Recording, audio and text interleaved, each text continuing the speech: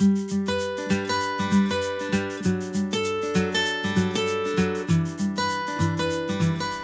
אנחנו עדי וחמוטל מנקודותיים, מאמנות מטעם ג'יי-דייט לזוגיות.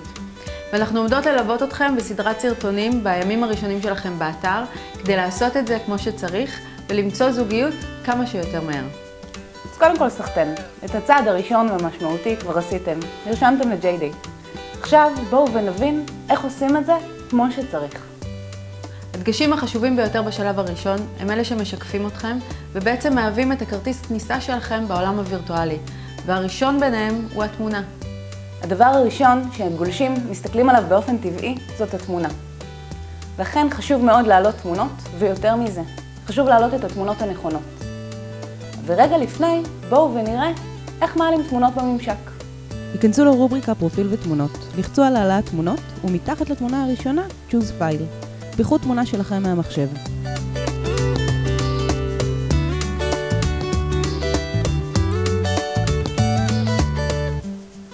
העלו תמונות מהזמן האחרון, סדר גודל של חצי שנה.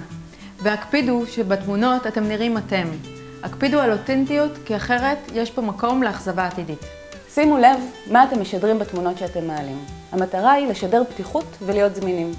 אז בואו נלך קצת על דרך השלילה. דבר ראשון הוא, אל תעלו תמונות שבהם אתם מוסתרים. זאת אומרת, לא תמונות עם כובע ומשקפי שמש. תקפידו להעלות תמונות שרואים אתכם בצורה מאוד ברורה. דבר השני הוא, שאם אתם מחליטים להעלות תמונות מטיולים או מסיבות, אחלה. הרבה פעמים זה ישקף את מי אתם באמת. אבל שימו לב שהתמונות האלה לא מצולמות מרחוק מדי, וכמובן שהן מחמיאות לכם. כדאי להיעזר בחבר מוכשר ומצלמה, ולצאת לסשן צילומים קצר באור יום טבעי.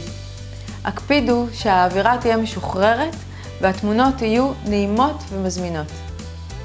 ניתן להעלות לאתר עד 12 תמונות, ואנחנו מאוד ממליצות לנצל את הפלטפורמה הזאת.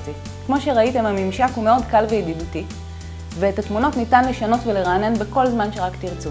שלבו בתמונות גם תמונות גוף וגם תמונות פנים. לסיכום, השקיעו תשומת לב בבחירת התמונות שאתם בוחרים להעלות. ההבדל בין תמונה לא נכונה לתמונה נכונה יכול להיות ההבדל בין פניות בודדות לבין מבול של פניות שרק תצטרכו לבחור ממנו. שיהיה בהצלחה. בהצלחה.